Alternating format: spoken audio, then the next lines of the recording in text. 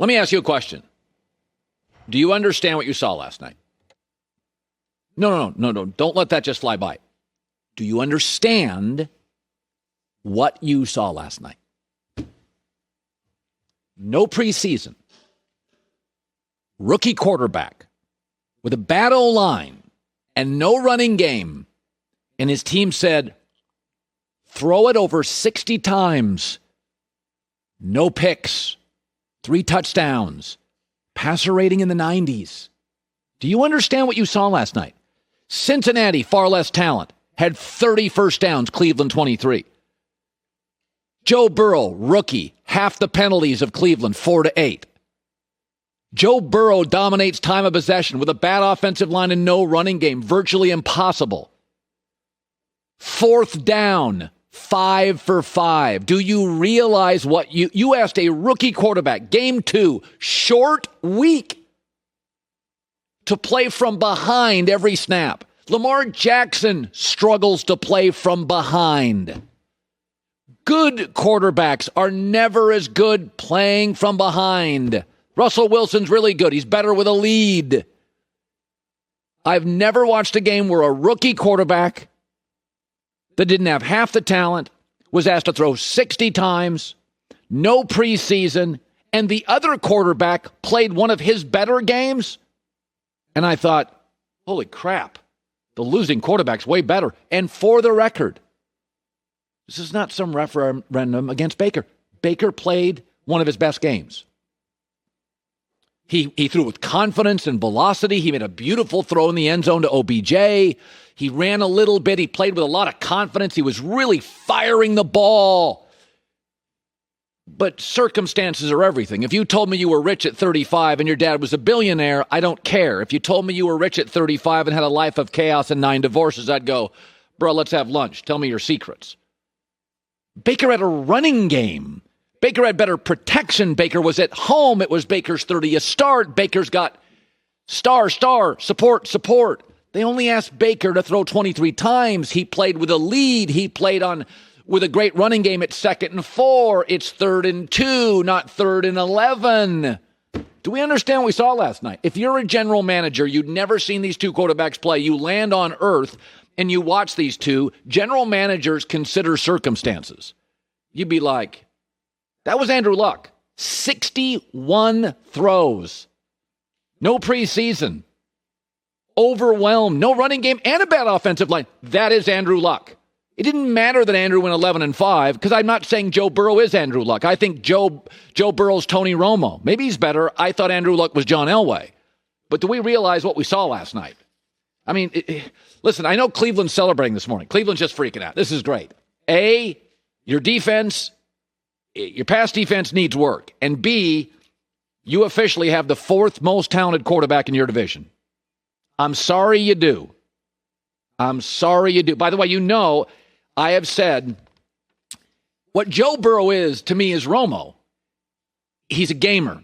He makes some mistakes, but it doesn't bother him. He just naturally runs. He just runs and it's easy and it doesn't feel like he's running for his life. He's just running. He made a throw running yesterday that looked like Aaron Rodgers. It was a bolt. So I went back this morning and I went and looked at Tony Romo's 2nd start in the NFL. Listen to this, Joy. 2nd start for Tony Romo in the NFL. They asked him to throw a lot. Remember, this is Tony Romo. This is 15 years ago when people didn't throw 40 times. 24 of 36, 300 yards, 2 TDs, no pick, passer rating 109. And he lost. That was a lot of Tony Romo. Remember that first year? Wasn't very good, but he would throw for a lot of yards. They put the playbook on him. He could run around. He was a gamer. He wasn't winning a lot early in that first year, but that's what it looks like. But circumstances matter in life. Where'd you come from? What are you surrounded with? What's your support system? It's much easier for me to do a good show now. I got Joy. I got Goulet. I've got 9 producers. When I was local and I had one guy who would show up late sometimes and you're doing a show with no guests, it's all different. Support systems matter. Baker should be good. Their running backs are insane. Who's got 2 number 1 running backs? Cleveland. Kareem Hunt and Nick Chubb are great. Nick Chubb is unbelievable. He's one of the top 4 running backs, 3 running backs in the NFL.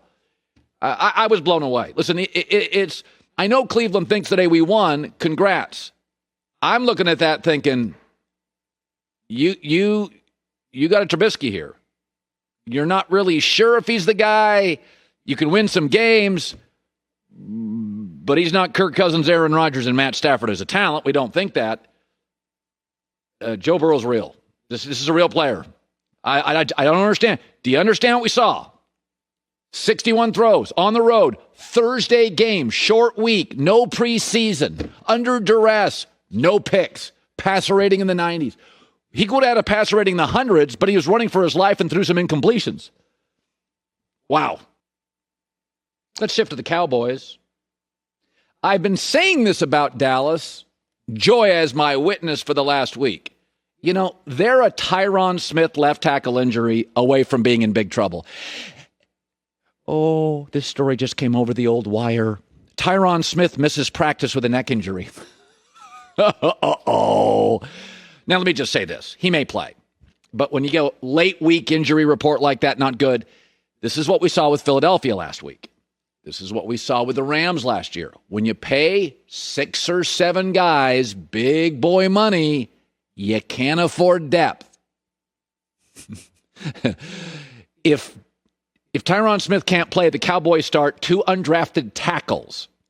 And what's really happening now is this. Dak is living the real. That's pretty good. Dak is living the real. When Dak entered the NFL, I mean, come on, folks. They gave him the keys to a Mercedes. Dallas's offensive line was not only healthy, it was the best in the league by far. Zeke was unbelievable and dynamic. Jason Witten was the NFL's first or second best security blanket at tight end. He had a dynamic guy, kind of dynamic, Dez on the outside. Jason Garrett was a former NFL quarterback to mentor him along, and there were no expectations. He was a 4th-round quarterback. Now Dak is living the real. The offensive line's old and falling apart. He may not have his left tackle. The center's gone, and the right tackle could be an undrafted guy, too. Oh, wait, he is. And now Zeke's not quite as dynamic, and tight end, you don't have one. He's out for the season. And your best linebacker, second best linebacker, he's out in the secondary. He's not very good. This is the real NFL. Dak walked in. It's like when Magic Johnson came into the league, he had Kareem. Now Magic's great. That's not the way it works. When Michael Jordan came into the league, he had Orlando Woolridge who wouldn't pass him the ball. That is what Michael Jordan. When LeBron came into the league, he had nothing. He didn't even have Orlando Woolridge. That's how it works when you're drafted in the NFL as a quarterback. It looks like Joe Burrow. All right, kid, throw 50 times. I don't have a good offensive line. That's a you problem. There's no running game. Yeah, short week road, no preseason. Dak is now, this is the real. This is the way the league works. Offensive line's got some talent, but a bunch of guys are out. Your running back's good, but not as dynamic. Oh, crap. Tight end out for the year. Got a good receiving core, but the coach now is kind of conservative. And oh, by the way, there's expectations now. Dak, you have got to be great. But my offensive line, my running back, my tight, excuse me, not interested. You're making $30 million a year. Go be great. No excuses. No excuses. Go be great. You've been in the league now plenty of time. Go be great. I like Dallas this weekend. And I think when Dak plays at home, I like him. But this is the real NFL. Not everything is, keys to the Mercedes.